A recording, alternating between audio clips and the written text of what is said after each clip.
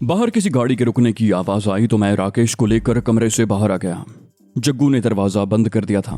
दस्तक के जवाब में मेरे इशारे पर उसने दरवाजा खोला तो मुझे तैमूर का चेहरा दिखाई दिया। उसके पीछे पीछे हुमायूं मिर्जा और इंस्पेक्टर था। मैंने चूंकि खुद को पुलिस अफसर जाहिर किया था, इसलिए आगे बढ़कर हुमायूं मिर्जा को सलाम किया और उससे हाथ मिलाया। हुमायूं मिर्जा ने तैमूर को फर्जी नाम से मुखातिब किया। अमर, तुम जरा इन लोगों का ख्याल रखो। फिर वो इंस्पेक्टर से मुखातिब हुआ, तुम भी जरा अलर्ट रहना, इनमें से कोई भागने न पाए। फिर वो मुझसे बोला, आओ तुमसे कुछ जरूरी बातें करना है। वो बाहर की तरफ बढ़ा तो मैंने कहा, सर यहाँ भी बात कर सकते हैं हम लोग, इस मकान में एक और कमरा भी है। फिर मैं और हुमायूं मिर्जा उसी कमरे में जा बैठे जिसमें जग्गू ने पुलिस वालों को बांध कर डाला था और जिस कमरे में राकेश ने मुझे चीते की कहानी सुनाई थी। इत्मीनान से बैठने के बाद हुमायूं मिर्जा ने जेब से सिगार निकाल कर सुलगाया और मुझे भी ऑफर की। मैंने शुक्रिया के साथ उसकी ऑफर कबूल कर ली। एक लंबा कश लेने के बाद वो मुझसे बोला, मुझे तैमूर ने सब कुछ बता दिया है, हम सुबह होते ही श्यामपुर रवाना हो जाएंगे। मैंने कहा, अब श्यामपुर जाने की जरूरत नहीं है। मैंने उसे राकेश की कहानी दोहरा दी। हुमायूं मिर्जा ने कहा, इससे तो सच झूठ का पता अभी चल जाएगा। मुझे अचानक ख्याल आया कि हुमायूं मिर्जा इलाहाबाद से इतनी जल्दी यहाँ कैसे पहुंच गया। मैंने यही सवाल हुमायूं मिर्जा से किया तो वो बोला, अगर मैं इलाहाबाद में होता तो रात से पहले किसी सूरत में यहाँ नहीं पहुंच सकता था। मैं अपनी जीप में इलाहाबाद से रामपुर की तरफ जा रहा था कि मुझे वायरलेस पर तैमूर का मैसेज मिला। वो काम ज्यादा अहम नहीं था, इसलिए मैं इस तरफ आ गया। वैसे भी मैं यहाँ से ज्यादा दूर नहीं था। फिर वो हंसकर बोला, आखिरकार तुमने मुझ पर एतबार कर ही लिया।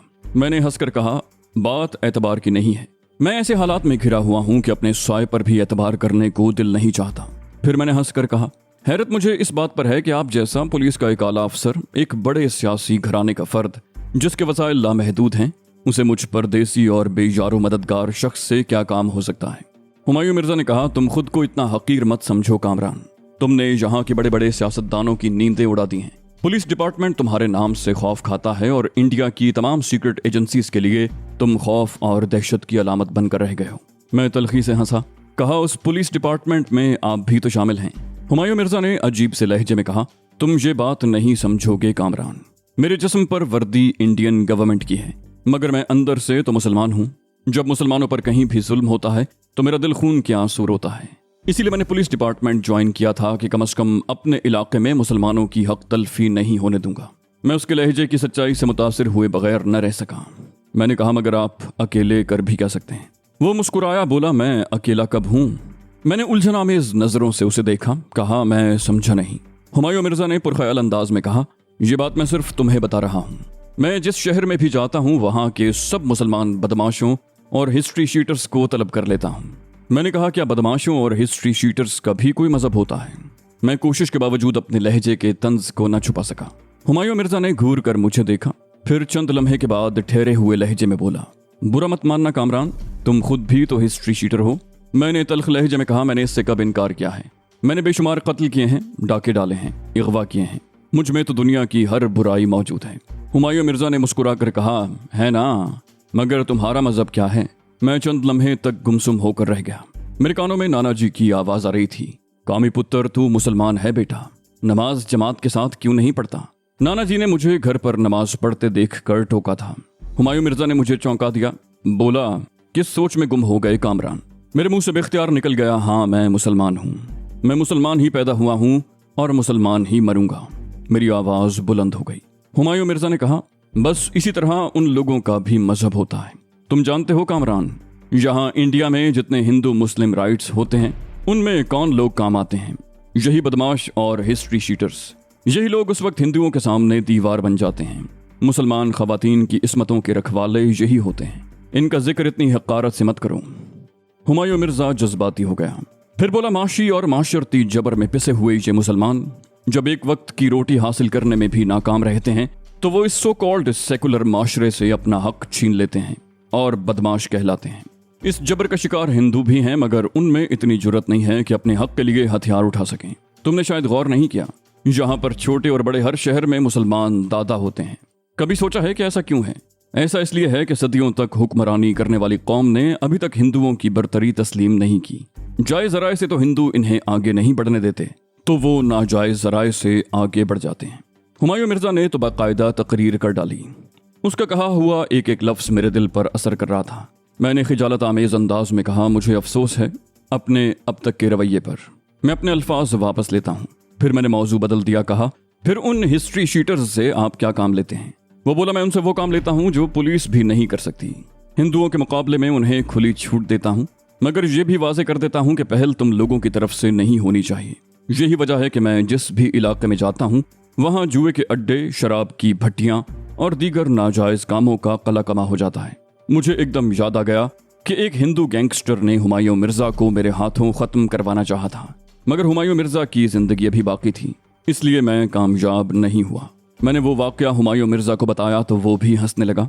बोला, अब पता नहीं हम दोनों में से किसकी किस्मत अच्छी थी कि दोनों ही बच गए। ऐन वक्त पर अगर मदद के लिए तुम्हारे साथी ना आ जाते तो पुलिस तुम्हें भून कर रख देती। पुलिस ने तुम्हें हर तरफ से घेर लिया था, मगर तुम्हारे साथी बहुत ट्रेंड थे जो तुम्हें निकाल कर ले गए।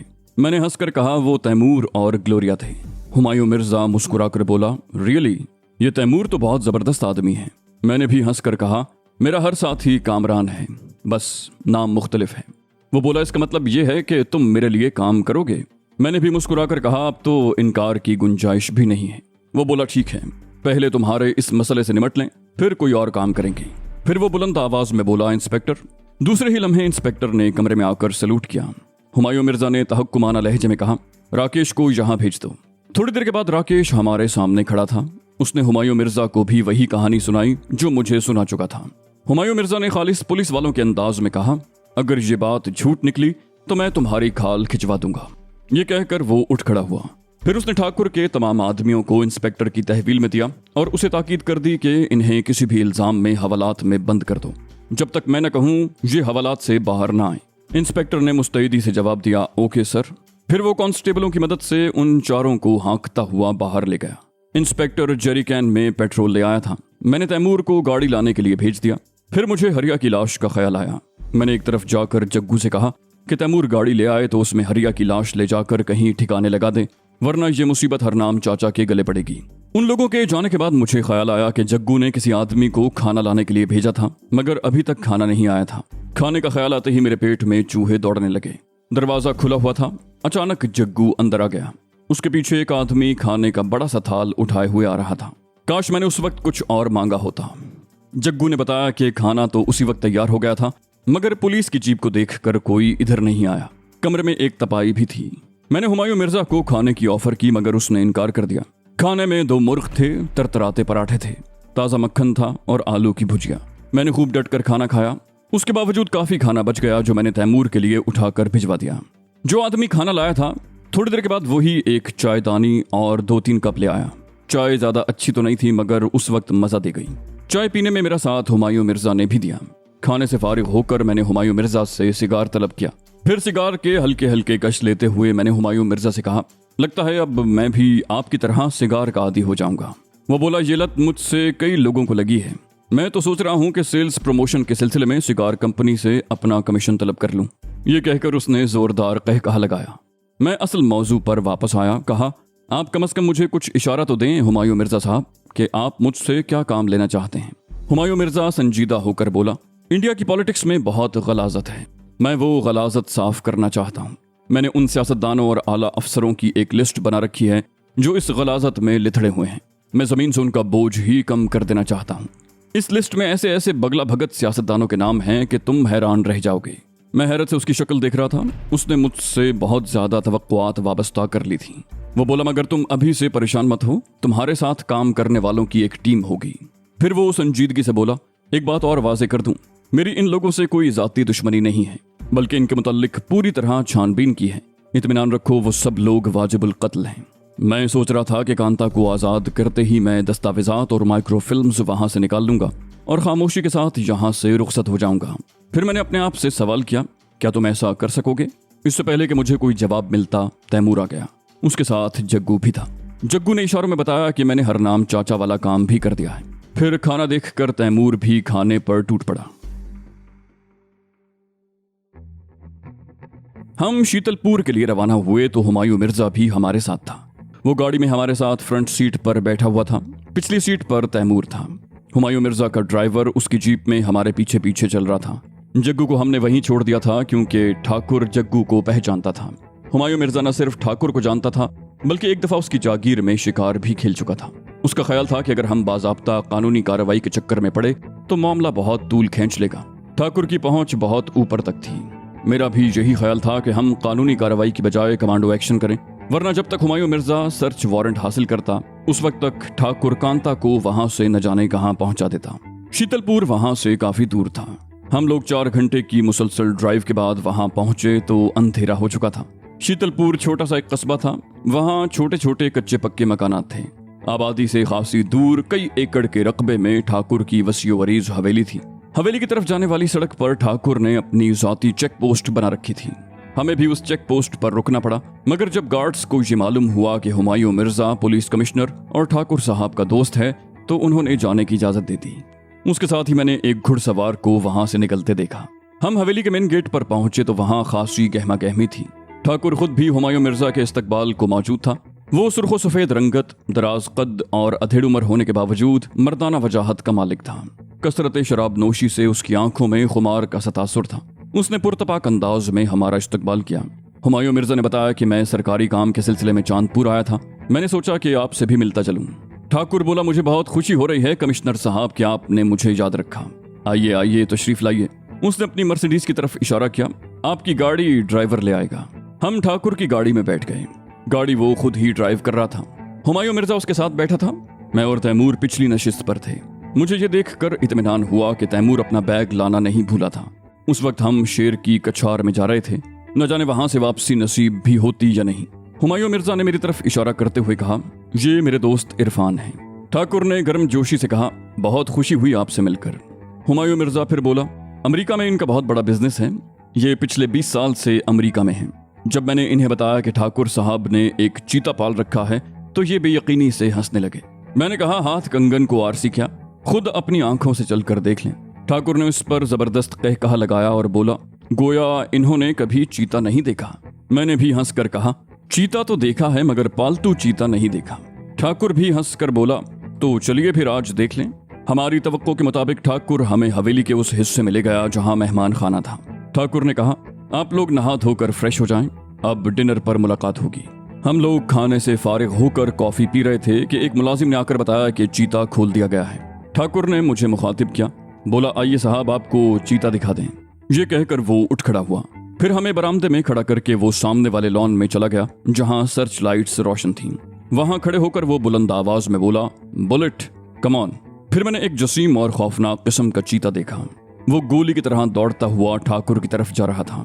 फिर वो ठाकुर के कदमों में कुत्ते की तरह लौटने लगा। सर्च लाइट्स की तेज रोशनी में चीते की स्याह और जर्द धारियां चमक रही थीं। चंद मिनट के बाद ठाकुर ने चीते से कहा, गो बैक बुलेट। चीता उछलता हुआ वहां से चला गया। ठाकुर मेरे नजदीक आकर बोला, जी जनाब, अब यकीन आया आपको?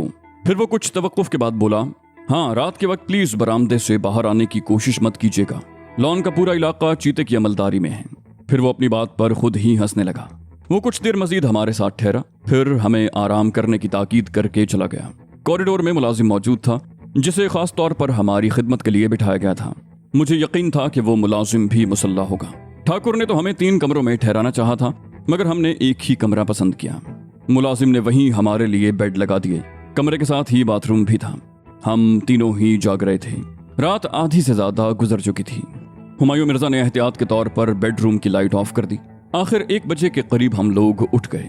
मैंने जूं ही कमरे का दरवाजा खोला, मेरी नजर उस मुलाजिम पर पड़ी। वो कमरे के ऐन सामने एक कुर्सी पर बैठा था। मुझे देखकर जल्दी से खड़ा हो गया। मैंने सिगार मुंह में डाला और उससे माचिस लाने को कहा।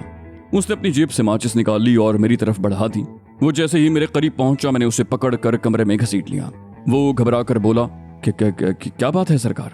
मैंने पुश्त से उसकी गर्दन दबोचते हुए पूछा, तहखाना किस तरफ है? दूसरे हाथ से मैं उसकी तलाशी भी ले रहा था। आखिर मेरा ख्याल सही साबित हुआ। वो वाकई रिवॉल्वर से मुसल्ला था। मैंने रिवॉल्वर तैमूर की तरफ उछाल दिया और उसकी गर्दन पर हाथ का दबाव बढ़ाते हुए कहा, मैं पूछ रहा हूं कि तहखाना किस तरफ है? वो बोला, तहखाना लॉन के दूसरे सिरे पर है। हुमायूं मिर्जा ने कहा, छोड़ो भाई, मैं बाहर निकलकर ठाकुर साहब से खुद पूछ लेता हूँ। हो सकता है ये झूठ बोल रहा हूँ। मैंने कहा, अगर इसने झूठ बोला है तो मैं इसे अभी लॉन में फेंक देता हूँ। तुम ठाकुर साहब से बात करो। वो बोला, मैं कसम खाकर कहता हूँ कि तहखाना उसी तरफ है, मगर वहां तक जाने का ख्याल भी दिल में न लाएं। चीता एक लम्हे में चीर फाड़ कर रख देता है। इस वक्त लॉन में रोशनी नहीं होगी। सावन भी मौजूद नहीं है। ठाकुर साहब बेडरूम में होंगे। चीता और किसी के काबू में नहीं आता। मैंने उसकी गर्दन पर दबाव कुछ और बढ़ा दिया। मैं उसे मारना नहीं चाहता था, सिर्फ बेहोश करना चाहता था। चंद लम्हों के बाद वो मेरे हाथों में झूल गया। सबसे मुश्किल मरहला तो अब आया था। मैंने तैमूर और हुमायूं मिर्जा से वहीं ठहरने को कहा और खुद लॉन की तरफ जाने लगा। हुमायूं मिर्जा ने मुझे रोक दिया और बोला, चीते पर फायर करोगे तो धमाके से पूरी हवेली बेदार हो जाएगी। मैंने हंसकर कहा, मैं चीते पर फायर नहीं करूंगा। इस दौरान में तैमूर अपने बैग से लंबे फल का एक खौफनाक खंजर निकाल चुका था। मैंने वो खंजर उससे ले लिया, हाथ में लेकर उसे तोला और हुमायूं मिर्जा से बोला, मैं इस खंजर से चीते को ठिकाने लगा दूंगा। हुमायूं मिर्जा ने कहा, पागल मत बनो कामरान, मैं कल की रात और ठहर जाऊंगा और कल कहीं से डार्ट गन हासिल करने की कोशिश करूंगा। उसकी जहरीली सुई के जरिए हम चीते को खामोशी के साथ ठिकाने लगा सकते हैं। मैंने हंसकर कहा, अरे आप बस देखते रहिए, मुझे चीते के दस्त बदस्त शिकार का बहुत तजुर्बा है। अब तक 12 चीते शिकार कर चुका हूँ। खुदा हाफिज। ये कहकर मैं तेजी से लॉन की तरफ बढ़ गया। मैंने जूं ही बरामदे में कदम रखा, किसी ने मेरी गर्दन पर राइफल की नाल रख दी और करख्त लहजे में बोला, सॉरी सर, मगर आपको वापस जाना होगा। मैं अचानक जमीन पर बैठ गया। उसके साथ ही मैंने बोलने वाले की राइफल पर हाथ डालकर झटका दिया। वो मुझ पर से गुजर कर आगे जा गिरा। मैंने उसकी कनपट्टी पर हल्का सा एक हाथ रसीद कर दिया। वो चंद लम्हों में बेहोश हो गया। मैंने उसे खींचकर एक तरफ डाला, उसकी राइफल उठाकर झाड़ियों में उछाली और तेजी से लॉन की तरफ बढ़ गया। वहां दूर दूर तक चीता नहीं था। मैंने मोहतात अंदाज में आधा लॉन तय कर लिया। अचानक कोई साया सा मेरी तरफ बढ़ा। मैं एकदम पलटा। उस वक्त तक चीता मुझसे टकरा चुका था। खंजर मेरे हाथ से निकल गया। झुककर खंजर उठाने का वक्त नहीं था। चीते ने पलटकर दोबारा मुझ पर छलांग लगाई तो मैंने पुश्त से उसकी गर्दन पकड़ना चाही, मगर उसकी खाल चिकनी थी, इसलिए मैं कामयाब ना हो सका। उसका अगला पांव मेरी गिरफ्त में था। मैंने पूरी कुव्वत से उसे झटका दिया। चीते के मुंह से कर्बनाक गुर्राहट निकली और वो फिसल कर मेरी गिरफ्त से निकल गया। मुझे ये देखकर खुशी हुई कि वो बुरी तरह लंगड़ा रहा था। मैंने झुककर उसकी दूसरी टांग भी पकड़ ली और उसे झटका देने ही वाला था कि कोई बहुत जोर से मुझसे टकराया। मैं मुंह के बल जमीन पर जा गिरा। मैंने घूम कर देखा तो हैरान रह गया। एक और चीता खौफनाक अंदाज में खड़ा गुर्रा रहा था। गोया ठाकुर के पास चीतों का जोड़ा था। मैं खाली हाथ एक चीते से तो निमट सकता था, मगर वहां तो 2 थे और मैं कोई टार्जन नहीं था कि उन दोनों से निमट सकता। मुझे अपनी मौत सामने नजर आ रही थी। 2 खौफनाक चीतों को अपने मुकाबिल देखकर मेरी सिट्टी गुम हो गई। मैं कोई सुपरमैन नहीं था कि उड़ता हुआ चीतों के नरगे से निकल जाता। उन दोनों से बैक वक्त लड़ना भी खुदकुशी के मुतरादिफ था और भागने का तो कोई तसव्वुर ही नहीं था। उनसे बचकर मैं कहाँ भाग सकता था। ये तमाम ख्यालात बिजली की तेजी से मेरे जहन में आए। मैंने खुद से कहा कि चलो मियाँ कामरान, अब इस दुनिया को आखिरी मर्तबा देख लो। चंद लम्हों के बाद यहाँ तुम्हारी दरीदा लाश पड़ी होगी। बहुत ग्रेट और नाकाबिल तस्खीर समझते थे ना खुद को। तुम तो आयरन मैन थे, खल्क़ खुदा का जीना दू भर कर रखा था, खुदाई फौजदार बने हुए थे।